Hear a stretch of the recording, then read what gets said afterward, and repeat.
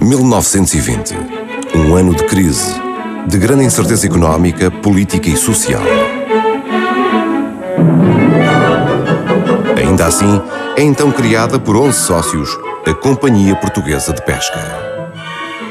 Começa com 4 navios em segunda mão, salvados da Grande Guerra.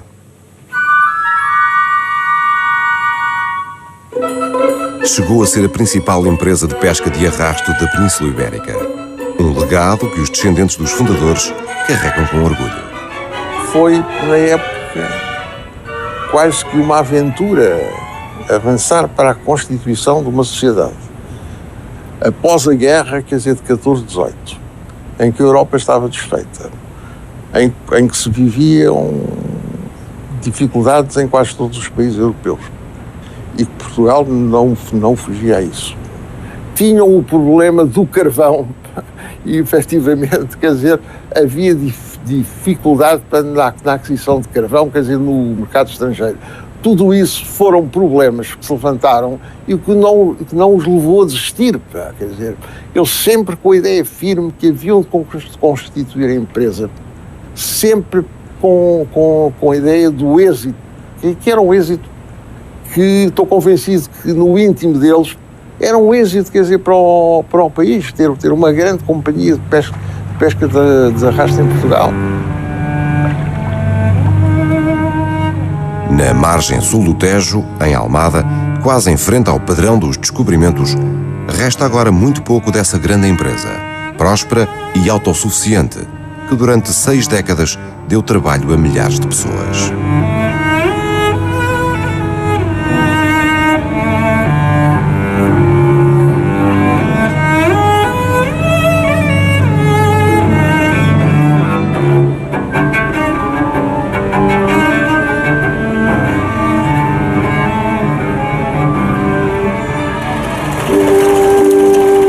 Estas são as imagens em movimento mais antigas que se conhecem sobre a pesca em Portugal.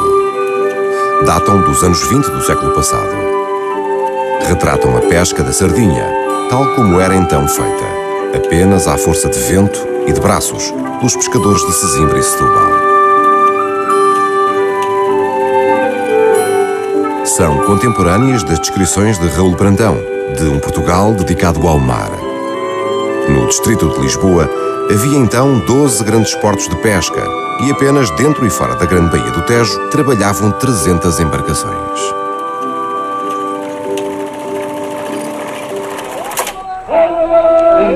A pesca permanece durante boa parte do século XX um dos setores vitais da economia portuguesa. Uma atividade cujo caráter artesanal, registado pelos grandes nomes do documentarismo português, pouco ou nada haveria de mudar durante décadas. Está para dentro, homem! Está para dentro, homem! O mar português já foi rico e variado em peixe. Era daí que vinha nos anos 40 o sustento de 100 mil almas, notava o geógrafo Orlando Ribeiro, quase 70 por cada 1000 habitantes. Nessa altura, Portugal apenas era ultrapassado na pesca pela Noruega e pelo Japão. Era ainda no tempo em que as lotas se faziam na praia, logo à chegada dos barcos. As pescas nacionais chegaram a valer entre os anos 30 e 50 2% do produto interno bruto. E a reboque da pesca prosperavam outras atividades com ela relacionadas, desde a construção naval à indústria das conservas.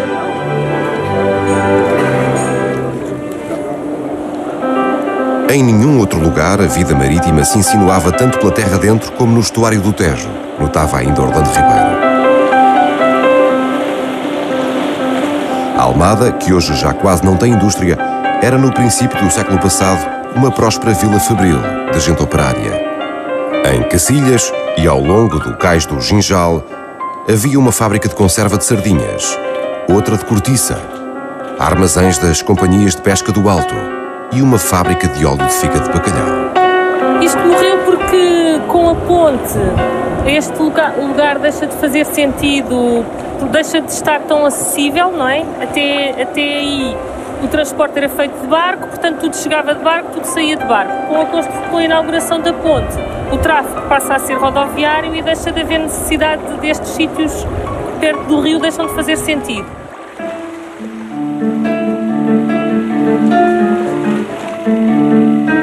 Antes da inauguração da ponte, em 1966, o Tejo, hoje assoreado e abandonado, era a única autoestrada fluvial que ligava o norte e o sul do país. Tudo tinha de ser transportado de barco, e o rio enchia-se por isso de embarcações tradicionais, das imponentes fragatas aos pequenos e modestos catraios.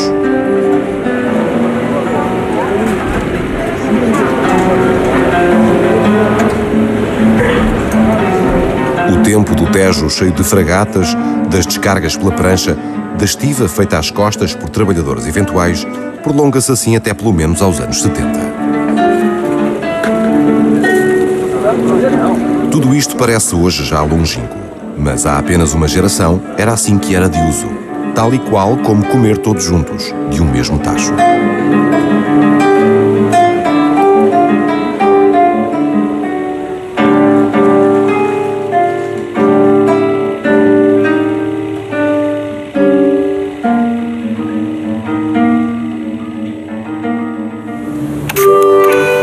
É neste quadro que a Companhia Portuguesa de Pesca se ergue como a principal empresa de pesca industrial portuguesa. Os primeiros navios são todos em segunda mão, ingleses ou escoceses. Mas a partir de 1943, a companhia manda construir em estaleiros nacionais. Batizadas sempre por nomes começados pela letra A, são embarcações mais adaptadas ao arrasto lateral, mas ainda com poucas condições de vida a bordo. Nos anos 50, nos anos 50 e tal, e antes disso já nem falo disso, não havia condições de higiene. Eu cheguei, uma vez fui buscar um navio que era o Alcácer, aquilo, os marinheiros, por exemplo, viviam no bico da proa, em beliches de 4, fazia-me lembrar que naquilo, sou daquele tempo dos campos de concentração, na Alemanha, que havia aqueles beliches, a malta dormia às vezes ali em cima, como era no Bacalhau, chegavam a dormir dois no mesmo beliche. Dois no mesmo beliche. Aqui no Cabo Branco, que eu tenho conhecimento, nunca havia dois no mesmo beliche. Mas havia naqueles primeiros navios a vapor, aqueles charutos tinham ali, eram cerca de 16 ou 14 homens, dormiam ali em cima uns dos outros, com uma mesinha ali, uma coisa, comiam e dormiam ali dentro daquilo. As necessidades acho que eram feitas, não havia, eram feitas à borda, como diziam. Água, muito pouco tinha para tomar banho, é que nem havia tempo, mas era o peixe, aquela lufa do peixe. No meu tempo, o meu pai, ele chegou a dizer, chegavam a fazer 13 dias e 12 dias de pesca consecutiva que não iam ao beliche. Ainda assim, a CPP prospera. Tem 18 navios em 1933, 25 no fim da Segunda Guerra Mundial. Em 1950, acelera-se a renovação da frota. Navios novos, muitas vezes gêmeos, são sucessivamente construídos em Viana do Castelo e na Figueira da Foz. Nos estaleiros da Figueira da Foz, trabalha-se ativamente na construção de novas unidades para a nossa marinha mercante e ainda para a satisfação de encomendas feitas pelos países da NATO.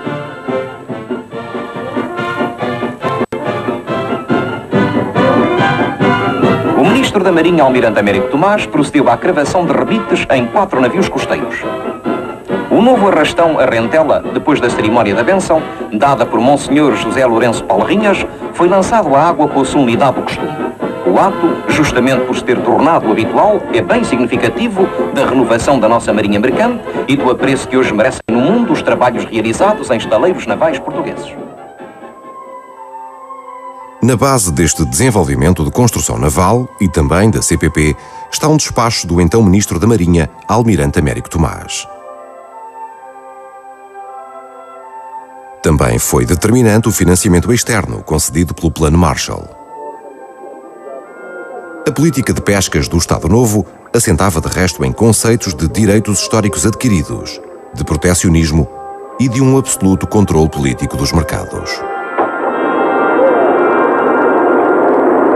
A concorrência durante o período do Estado Novo no setor das pescas era dirigida, regulada, quase manipulada e contida, ou seja, debaixo da teoria corporativa, a economia deveria ser limitada quanto à concorrência e cabia ao Estado regular a concorrência, ou seja, regular a capacidade instalada e, nesse sentido, a entrada de novas empresas, de capitalistas ou mesmo decisões de investimento dependiam sempre da tutela política, o que significava, no caso da Organização Corporativa das Pescas, em última instância, da decisão do Almirante Herrero.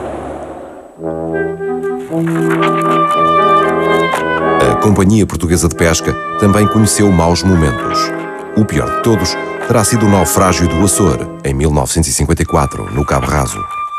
16 pescadores morreram então à vista de terra, sem que nada pudesse ser feito para os salvar, num desastre que comoveu a opinião pública.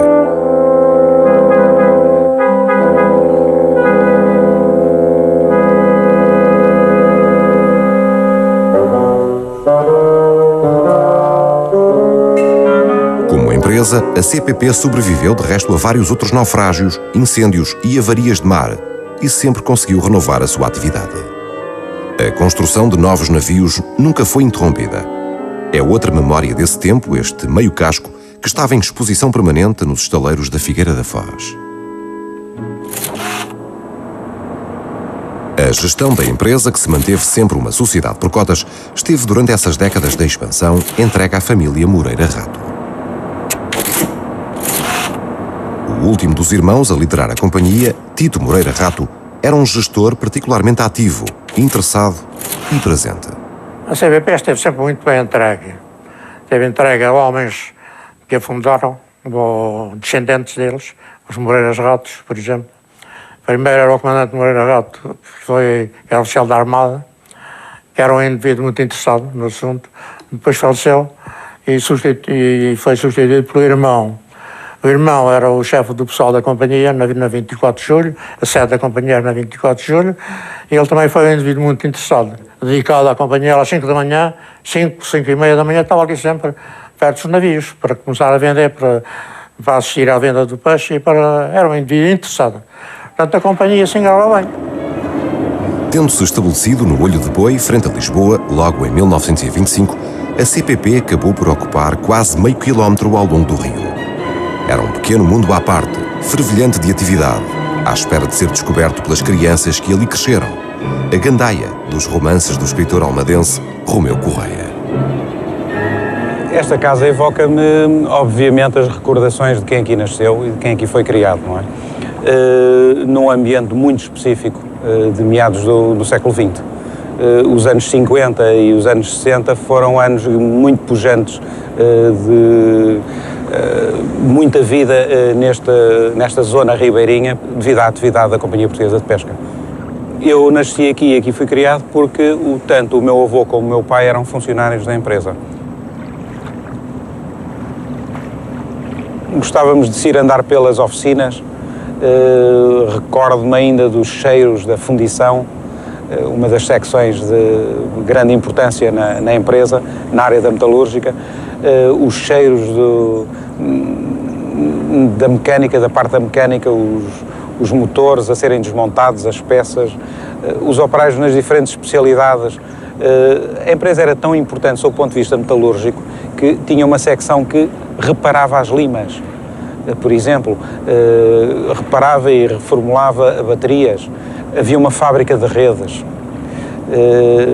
Portanto, a empresa não comprava redes, fabricava-as.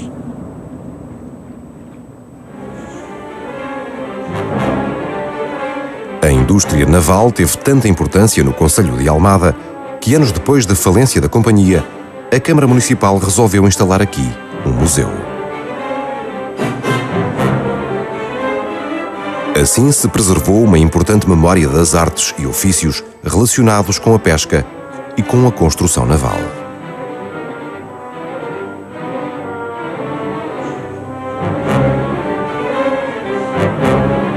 O Museu Municipal guarda hoje, por exemplo, uma das melhores coleções do país de moldes de madeira, utilizados na fundição de peças para reparar os navios. Era a partir destes moldes, laboriosamente construídos por carpinteiros especializados, que se fundiam depois as peças dos motores dos navios.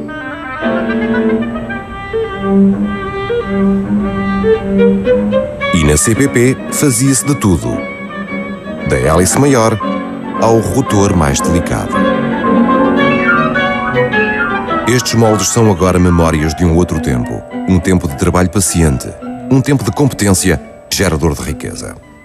O carpinteiro de moldes Afonso Guimarães trabalhou um ano inteiro, ele e um colega, para conseguirem reproduzir uma peça particularmente complicada, a cabeça de um motor.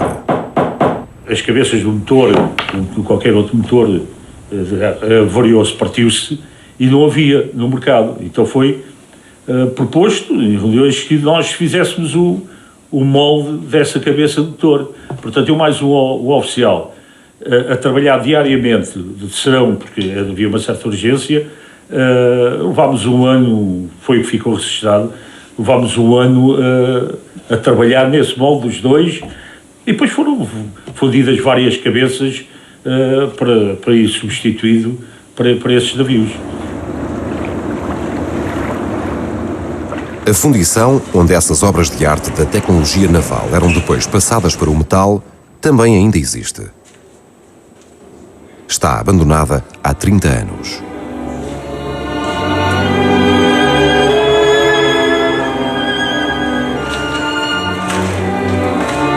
Hélices de 3 ou 4 metros, engrenagens, veios de excêntricos, tudo quanto fosse necessário para os navios saía daqui. Estes 3 fornos, 2 que estão aqui atrás de mim, funcionavam cerca de 24 horas por dia quando era necessário.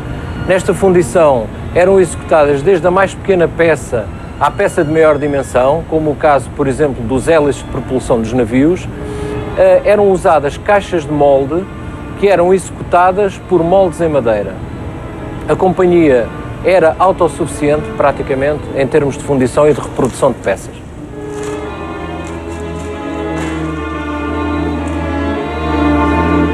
Só alguns moldes e ferramentas foram salvos pelos técnicos do Museu Municipal. 30 anos de esforços, por vezes quase clandestinos, na preservação de um património que o Estado Central, na prática, deixou ao Deus dará desde a falência da empresa. Tudo o resto, sem surpresa, foi saqueado pelos ferros velhos.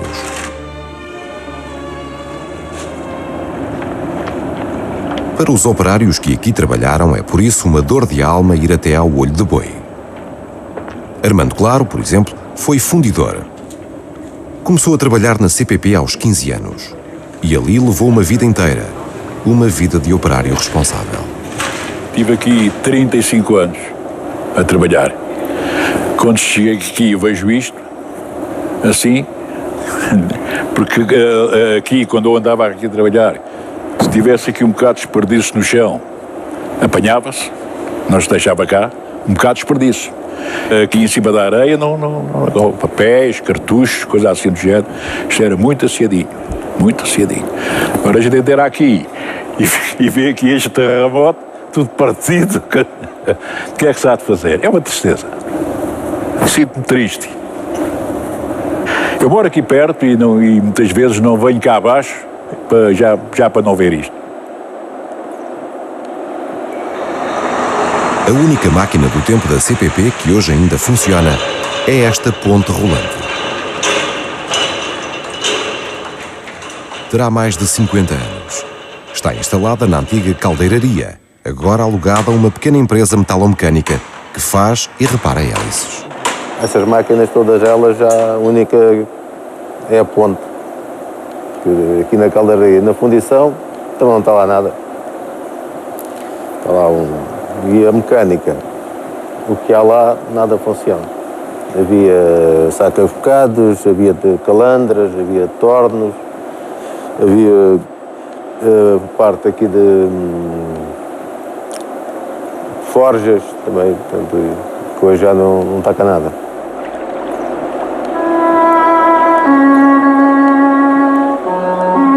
Ficaram por enquanto as instalações. Dão uma ideia da dimensão da companhia, a justificar visita guiada. A CPP ocupava uma área de 4,5 hectares. Tinha as suas próprias captações de água, gerava eletricidade, que serviu até para iluminar a Almada. Tinha as suas lojas. o seu bairro social.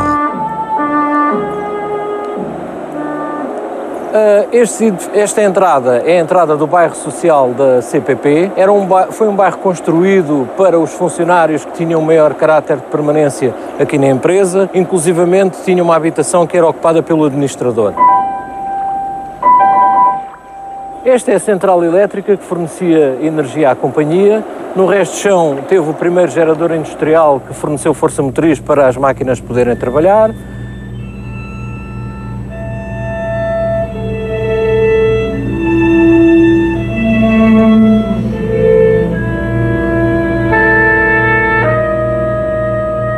A fábrica de gelo fornecia o gelo para a faina da pesca, para o seu regresso e acondicionamento e congelamento do peixe.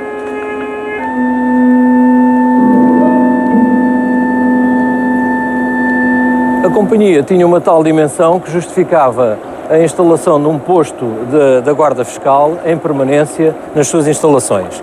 Estes são os escritórios, inicialmente instalados na Praça das Flores, ao Mercado da Ribeira.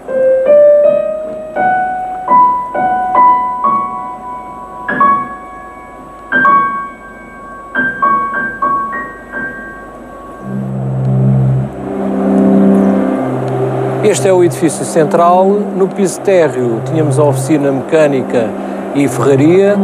No primeiro piso tínhamos um grande armazém de subexcelentes utilizados nas reparações dos navios.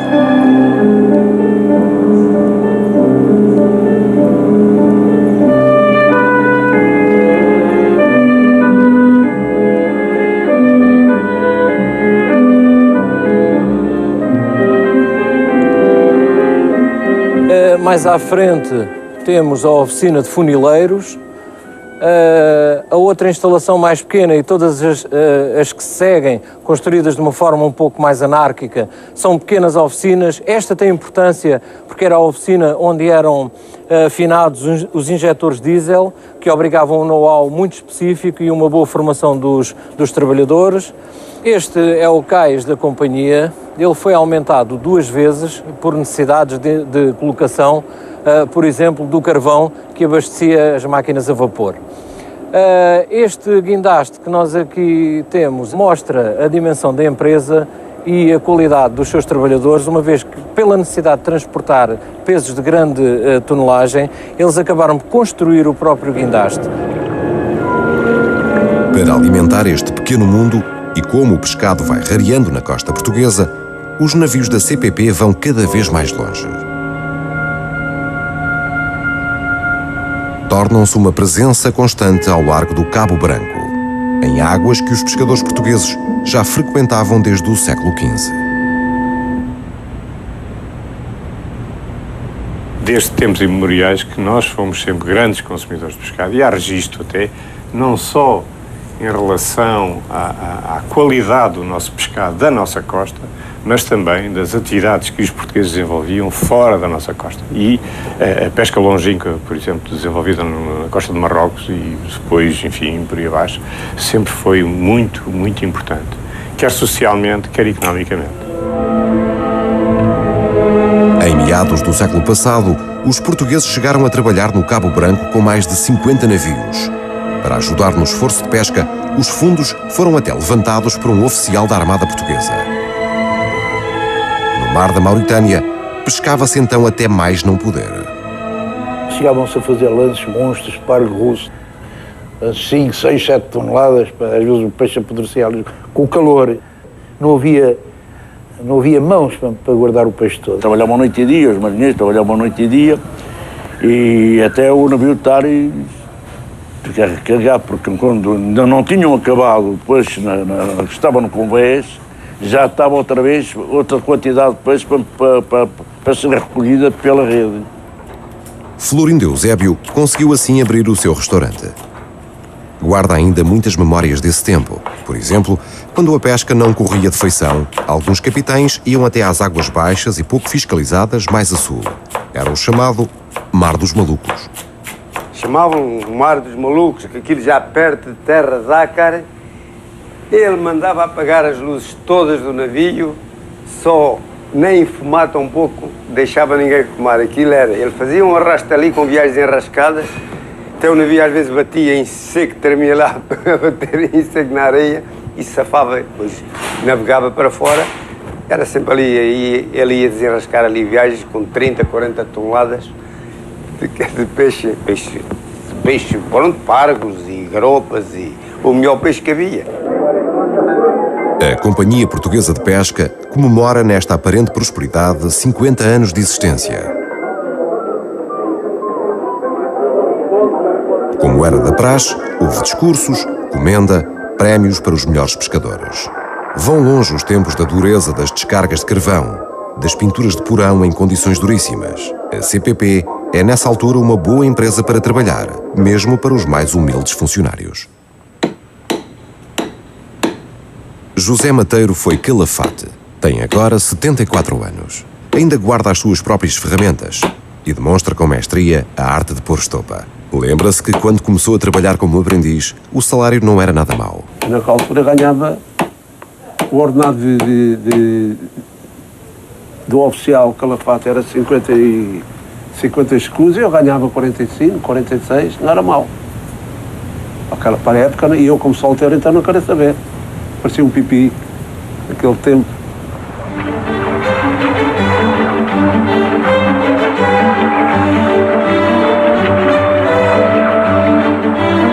O final da década de 70 marca, no entanto, o princípio do fim da CPP. Cada vez é maior a concorrência internacional. À medida que os pesqueiros tradicionais são sobreexplorados, a alternativa é pescar mais longe e com navios mais eficazes. A empresa investe fortemente na construção dos seus 2 primeiros navios de arrasto pela popa, o Almorol e o Altair. São navios modernos, com câmaras de congelação e porões para 500 toneladas.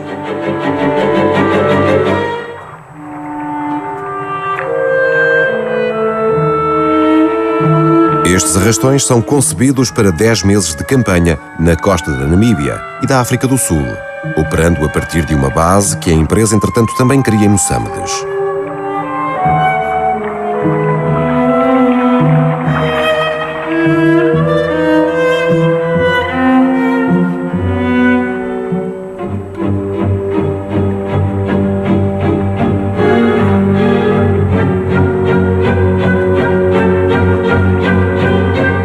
As primeiras campanhas no sul de África correm bem e a qualidade e quantidade do pescado capturado é grande.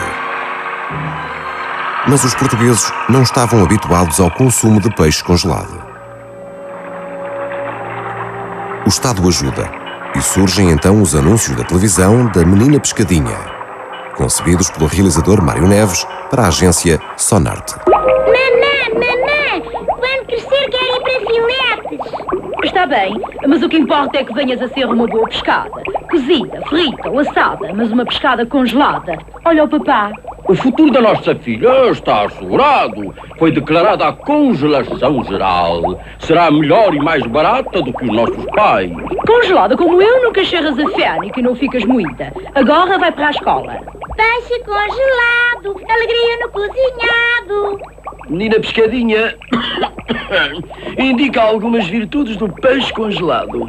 Conserva todo sabor natural, tem muito melhor aspecto, é firme, rijo e branco e depois de cozinhar desfaz sem lascas. Além disso é acessível a todas as bolsas e distribuído de norte a sul do país.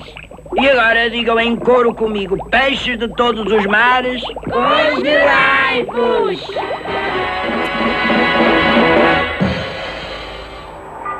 Os problemas económicos da CPP coincidem no tempo com a expansão do SAP, Serviço de Abastecimento de Peixe ao País, uma organização corporativa criada para revender o peixe do arrasto.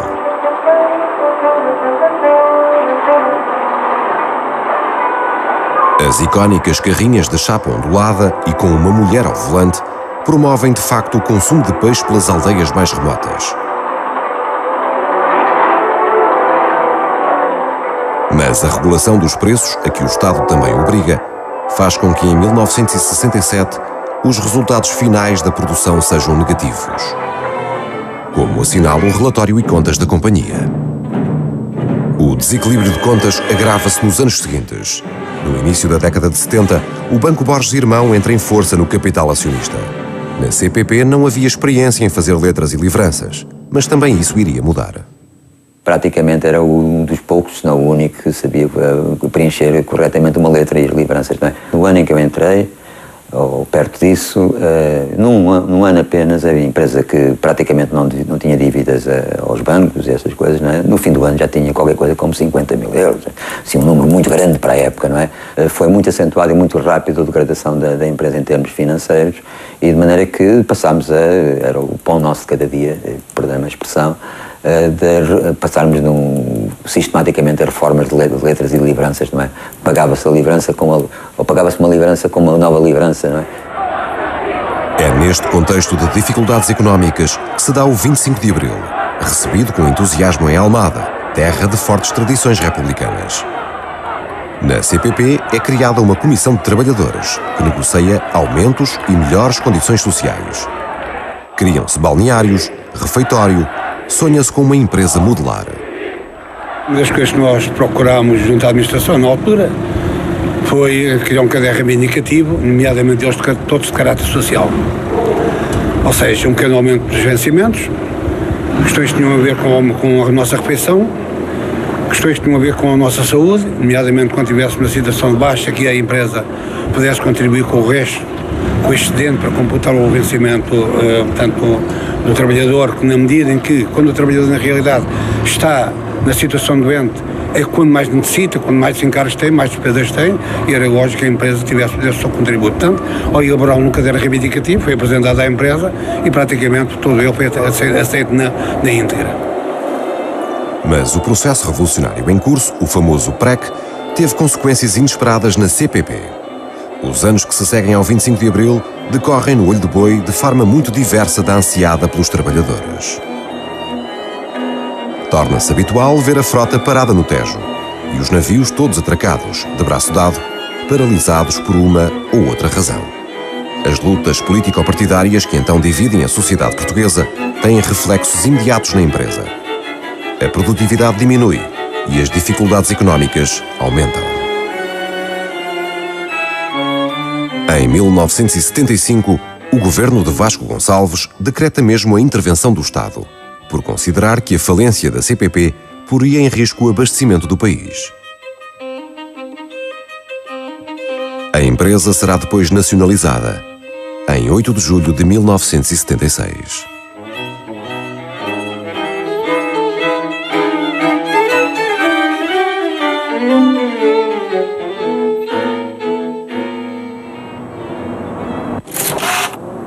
Tito Moreira Rato nunca se recompõe. Primeiro é afastado da gestão, depois da propriedade, finalmente proibido de entrar nas instalações. Um desgosto em final de vida que marcou a infância do neto. Pois ele viu com uma grande tristeza, aquilo que eu me lembro, eu era muito novo, tinha na altura 11 anos, e de facto lembro-me de o ver, de estar muito amargurado em casa, a sofrer muito com aquilo tudo. Sim, eu comovo-me um pouco, porque muitas das vezes me encontrei a chorar com aquela tristeza toda pelo fim que aquilo teve e da maneira como foi e da maneira como o tratou. Deve ter sido o maior desgosto, ou um dos maiores desgostos da vida dele, foi ver que efetivamente, ao fim de tantos anos de trabalho, vê que de um momento para o outro se vê afastado de todo o sonho da sua vida e para a marginal ver os barcos da Companhia Portuguesa de Pesca, quer dizer, a sair para a pesca, e depois calculava mais ou menos quando estavam de regresso e lá estava na marginal a ver os barcos, quer dizer, a regressarem. Para a CPP são nomeadas sucessivas comissões administrativas. Da primeira faz parte um jovem economista, então sem experiência da pesca, que recorda como já era difícil conseguir fazer sair um único navio para o mar. Viviam-se momentos difíceis. Momentos difíceis, olha, era ter que todos os dias, ou quase ter que estar a descobrir a maneira de conseguir dinheiro para o mês seguinte ou para o dia seguinte, quer para pôr os barcos no mar com o gasóleo, que houve alturas em que não havia, em que tivemos que negociar e tivemos que garantir e conseguimos isso. Era negociar com os sindicatos, alterações de contratos, alterações de contratos coletivos, etc. Era satisfazer algumas reivindicações dos próprios trabalhadores, que também estavam numa altura de quererem tudo e de quererem atingir tudo quando não era possível, a empresa não tinha condições. Era problemas menores, coisas pequenas, que atrasavam a operacionalidade dos navios. Era o pescador que recebia o seu ordenado em dinheiro e depois exigia ir à terra, atrás dos montes, levar o dinheiro à família, perdia-se 2 dias e o barco não partia. A empresa está a pôr em causa as liberdades sindicais. Durante os 5 anos que se seguem, surgem também as greves, até então proibidas, e que agora se sucedem, por vezes, por motivos menores. Por mais de uma vez, o COPCON tem de ser chamado ao olho de boi. O 25 de Abril destapa a panela de pressão de todas as contradições que estavam latentes há décadas, num país muito pobre e com grandes disparidades sociais. Na altura, através dos sindicatos, houve grandes reivindicações para o bordo. Os pescadores não tinham direito a nada e depois houve reivindicações de terem direito às toalhas, ao sabão, aos garfos, ao papel higiênico e tal. Houve essa reivindicação. E que depois chegávamos à altura o navio está para sair e aparecia a dizer, a gente não vai sair porque nos falta, por exemplo, papel higiênico. Até uma greve que foi muito falada, que era a greve do papel higiênico. Pá. Aqui vieram dois montes, isto contaram-me que eu não assisti, mas acho que foi verdade. Vieram 2 montes de papel higiênico. Um era cor-de-rosa ou azul, não sei o que, e o outro era branco. O branco, acho que o cor-de-rosa, o de cor, foi para os oficiais, havia o resto da proa, e o outro foi... Os marinheiros queriam um papel higiênico igual, os gajos do sindicato.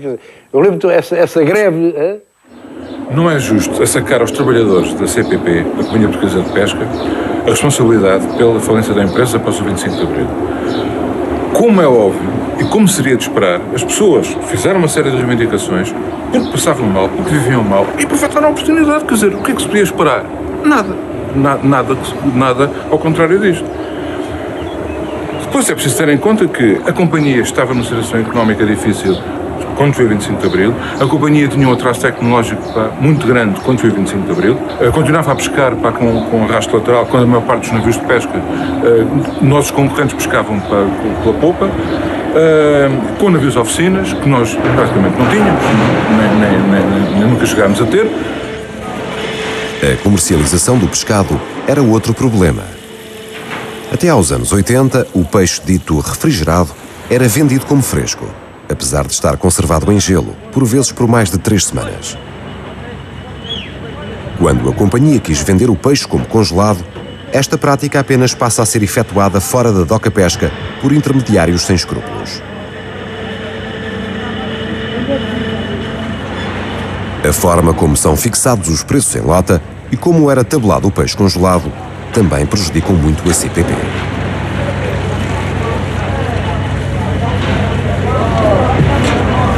O direito internacional do mar estava, entretanto, a mudar. A pesca de arrasto era cada vez mais fiscalizada e a Mauritânia estava cada vez menos interessada em conceder licenças aos navios portugueses. Os 22 pesqueiros da frota da Mauritânia estão fundeados no Cais de Pedroso sem saber o seu destino. A licença que permitia a pesca nos mares da costa africana caducou no mês passado. As negociações para a renovação dos contratos atrasaram e a frota não pôde pescar mais naquela zona, de onde há muito vêm pelo menos 20.000 toneladas de peixe por ano. O que está em causa são os postos de trabalho e o futuro da Companhia Portuguesa de Pescas, empresa nacionalizada que possui grande parte da frota da Mauritânia. A suspensão e a paralisação da frota, neste momento, pode provocar imediatamente a liquidação total da CPP, uma empresa nacionalizada com 1.200 trabalhadores, e a ameaça de desemprego ou pelo menos de redução da atividade de cerca de 4.000 trabalhadores do setor. De facto, a frota da Mauritânia está obsoleta e não é rentável. São os mesmos barcos que começaram a pescar nos anos 40 e capturam menos do que no início. O peixe de Cabo Branco é rico e bem cotado no mercado internacional. Se tivéssemos capacidade de captura, barcos modernos, poder-se-ia pescar para consumo e até exportação. A renovação da frota é, portanto, indispensável. A Mauritânia é dos pesqueiros mais ricos e os pescadores portugueses conhecem bem a zona. Para a Comissão de Trabalhadores da Companhia Portuguesa de Pescas, negociar com a Mauritânia continua a ser a hipótese mais viável. A Mauritânia, em determinado momento, cortou as licenças de pesca e vimos muito atrapalhados, tivemos que arranjar dinheiro e na altura foram uns milhares muito largos de contos que tivemos que pagar de licenças, quer dizer, porque a Mauritânia de um dia para o outro cortou-nos o acesso ao pesqueiro e a maior parte dos nossos barcos, 18, andavam na pesca na Mauritânia, no Cabo Branco. É uma cedência total aos grandes intermediários especuladores. Porque, na realidade, As paralisações da frota da Mauritânia por falta de acordos de pesca repetem-se nos anos seguintes e os prejuízos aumentam exponencialmente. Os sindicatos do setor multiplicam os avisos, mas a situação das empresas nacionalizadas só se agrava perante a indiferença da opinião pública. 700 toneladas de pescado. Todo este processo é um processo que me faz lembrar um bocado os acidentes de aviação. Quer dizer, há um conjunto de fatores que se conjugaram e que levaram à falência de uma empresa que foi a maior empresa portuguesa de pesca. Isso é que é lamentável, e é lamentável que, enfim, ninguém tenha tido, sem querer sacar culpas a ninguém, mas é lamentável que ninguém tenha tido a perspicácia suficiente para tentar evitar que a gente perdesse isso. Não foi só a empresa que se perdeu, foi um lugar na costa de Marrocos e da Mauritânia, onde nós pescávamos, pelo menos com dados concretos, desde o século XIV. Neste momento não dizer nada. A CPP é primeiro declarada em situação económica difícil. Depois, em 1982, e para crescente preocupação dos trabalhadores, as empresas nacionalizadas do setor entram em processo de reestruturação. A extinção formal da empresa ocorre finalmente a 7 de maio de 1984, por decreto-lei do último governo constitucional de Mário Soares. Começou a ir para baixo, não foi o 25 de Abril, pelo amor de Deus. Começou a ir para baixo, começaram a pôr isto de parte e que isto fechava e mais isto e como hoje acontece hoje. É a mesma coisa. Até que chegou mesmo à altura disto. Fecharem. Depois cada um, uns levaram a indemnização, outros nem por isso e pronto, e foi assim. Os melhores navios dos 12 que restam então à CPP são vendidos para pagamento de dívidas. Outros continuarão no final dos anos 80 encostados no olho de boi, no estado de degradação que estas fotos de José Manuel Sousa documentam.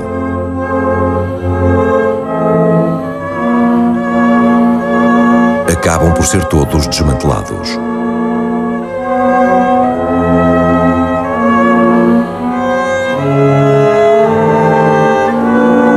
Para os trabalhadores, são tempos muito difíceis. Estão meses sem receber, antes de serem despedidos. Alguns só sobrevivem graças a alguma pesca no rio ou à caridade. E há até notícia de 2 suicídios relacionados com a falência da CPP.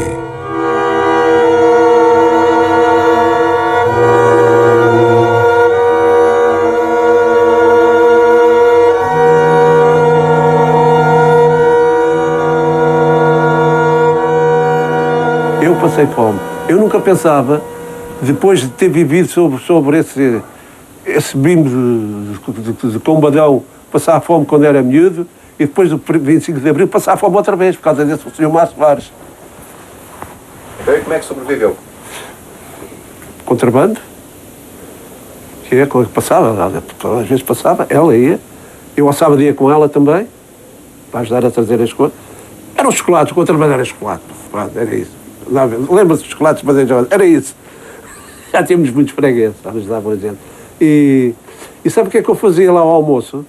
Dava a volta pelas mesas, onde houvesse carcaças inteiras, metia no saco e trazia para cima. Trazia para cima para a minha casa. E às vezes aqui havia um frango para os todos. E às vezes eu estava a comer, dizia assim: o meu filho, o pai quer mais, a mãe quer mais. E eu tirava do meu prato e dava eu. Claro, tinha que ser assim. Passámos muito, pá. Mas, por menos, we are still alive.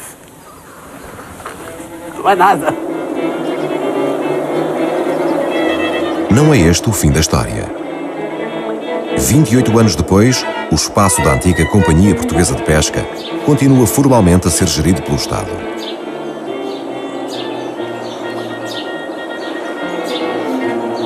No bairro social, ainda vivem antigos trabalhadores da CPP que já lá habitavam, ou, em alguns casos, os seus descendentes. Usufruem de uma localização privilegiada, com vista excepcional sobre o Tejo e sobre Lisboa. Então o que é que eu ia dizer? Digo que é magnífico. Pois, à noite, quando estão as luzes da ponta acesas, só é pena acenderem tão tarde. Só às 9 horas. Mas, enfim, aquele tempo todo que estão acesas é bonito para a gente ver aquilo assim iluminado. Nós vivemos aqui com qualidade de vida. Toda a gente adora viver aqui. E vir aqui, pelo menos na minha casa, acho que tem mel. Normalmente gostam de estar cá. Portanto, eu adoro estar aqui. Para mim é o sítio mais bonito de Portugal, um dos mais bonitos. Os antigos trabalhadores, os que conseguiram ficar com uma casa, nunca pagaram renda e ainda beneficiam de uma tarifa de eletricidade que não é alterada há décadas. São eles que zelam pela limpeza, segurança e manutenção do bairro, na prática em regime de autogestão. Alguns dos antigos operários ou pessoas suas conhecidas também aproveitaram os terrenos da Companhia de Pesca. São umas centenas de metros quadrados de boa terra, onde nunca falta a água da mina que antigamente abastecia a CPP. Com uma reforma mínima, é graças às magras colheitas desta horta que sobrevive o antigo torneiro Custódio Sobral. Eu vivo disto. A minha reforma não dá para viver. Tem 303 euros de reforma. Não dá para viver. Só que daqui leva tudo. Não compro carne, não compro ovo, não compro batatas, não compro feijão, não compro nada. Fabrico aqui tudo. Salsa é assim, coentros tem aqui e ali, para ali à fartura deles, couves, há tudo.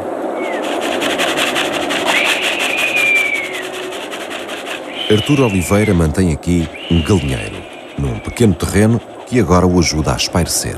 Quando a CPP existia, já tomava aqui conta disto. Já tinha este bocadinho aqui, para me entreter, tal como tenho isto ao fio ao cabo, nem mais nem menos, não exploro aqui nada de nada, ser mais de hobby. Se não fosse isto, se calhar já tinha dado isto a lupa.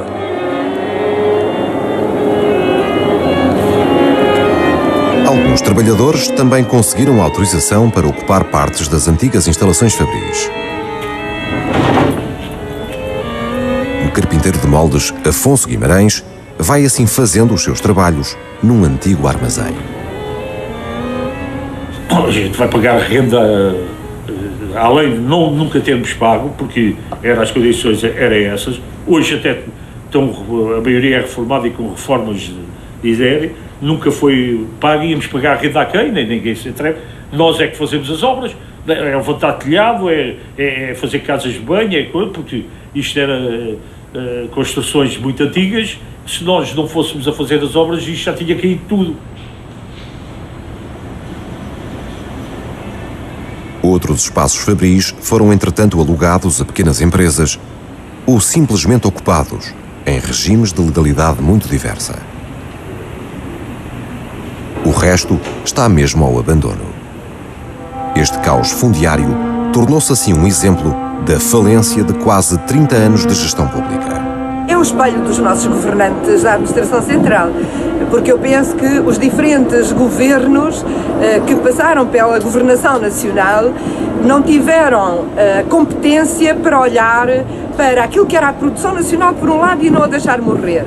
E por outro lado, não olhar para o património que é de todos e que é uma riqueza que não pode continuar a ficar abandonada. O futuro, sinceramente, atualmente não vejo nenhum. Não porque só em caso soubesse, como é que é dizer, alguém que investisse nisto, a Câmara, o Estado, alguém que investisse, porque se ninguém investir nisto, isto acaba por cair tudo.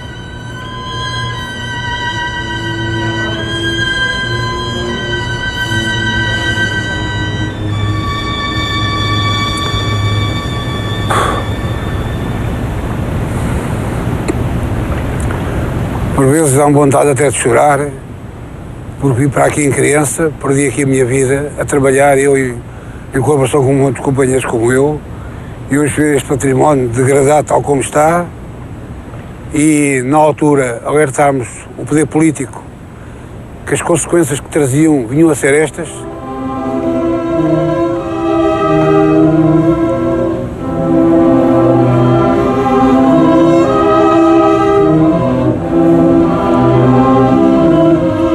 Desapareceu a atividade produtiva e, infelizmente, toda essa tradição, todo esse know-how, esse conhecimento não foi transmitido.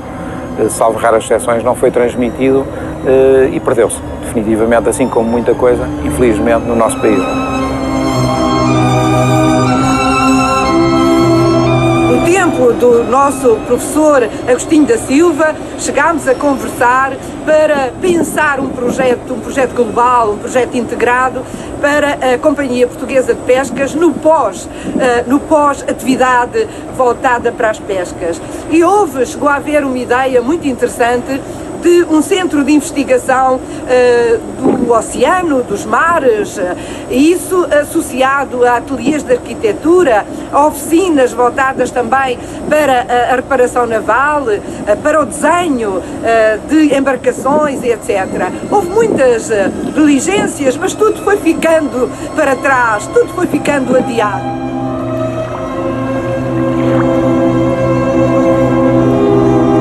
Há 30 anos que eu ouço falar de projetos, que a Câmara tem projetos para aqui, há projetos, mas como vamos vivendo há 30 anos em projetos, esperamos viver mais 30. Sim, eu espero nunca sair daqui. Viver mais 30 até que os projetos sejam concluídos e vamos vivendo enquanto nos deixarem viver. O antigo guindaste da CPP também ainda é utilizado esporadicamente pelos 2 únicos pescadores profissionais que agora guardam os seus barcos no Olho de Boi. A pesca que hoje se faz a partir daqui é local e artesanal. O pargo do Cabo Branco ou a pescada de Benguela já não dizem nada à companhia deste bote, o Deus dará. Agora no verão vai-se à corvina, de inverno ao robalo ou ao polvo. No barco de António Alves Guerreiro pesca-se hoje polvo com toneira, um aparelho ao qual os polvos se agarram. A pesca no rio já rendeu mais, mas o estuário do Tejo continua a assegurar a sobrevivência a centenas de pessoas. A pesca é uma atividade aleatória e a atividade da pesca é uma atividade que está em mutação muito rápida.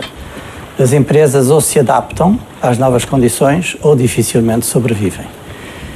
E hoje em dia, eu penso que a frota portuguesa está razoavelmente adaptada aos recursos a que tem acesso. Nos últimos anos, as capturas têm estado estabilizadas, na ordem das 200 mil toneladas, sendo que, em águas externas, onde nós éramos uma potência, capturamos cerca de 40 mil toneladas. E capturamos 160 mil em águas portuguesas. Portanto, fizemos um movimento de retorno para os pesqueiros que estão sob a soberania portuguesa, e a nossa frota longínqua perdeu peso e hoje em dia temos sobretudo uma frota de pesca local que faz capturas de grande qualidade e que fornecem peixe que é considerado do melhor peixe do mundo. Hoje, os pescadores que saem do Olho de Boi pescam as escassas milhas. Já não vão ao Cabo Branco. Ainda lá há 2 navios de bandeira portuguesa, mas operados por um armador de Huelva. E como as licenças de pesca são direitos adquiridos, não é provável que os portugueses por lá voltem a pescar. Não que isso importe agora a bordo do Deus dará. Aqui, agora pesca-se com a mesma expectativa e os mesmos gestos usados desde os primórdios da humanidade. Não me parece muito possível voltarmos aos tempos antigos, não me parece. As exigências são cada vez maiores, as ondas de pesca são limitadas, as que rendiam mais peixes hoje estão limitadas. Acontece no bacalhau, acontece em Cabo Branco, acontece na África do Sul. Não parece que pudéssemos voltar ao antigamente, não parece. O consumo mundial de peixe duplicou em 40 anos. Continua a aumentar e os oceanos têm limites. No futuro, dizem os especialistas, os pescadores terão por isso de zelar pela sustentabilidade da sua própria pesca ou dedicar-se à aquacultura. Portugal tem hoje a 11ª Zona Económica Exclusiva do mundo. Tem possibilidades inexploradas. E a Companhia Portuguesa de Pesca, se existisse, teria de saber aproveitar esse mar. Nós somos um país marítimo, temos ambições marítimas, temos muito espaço e temos que o saber aproveitar.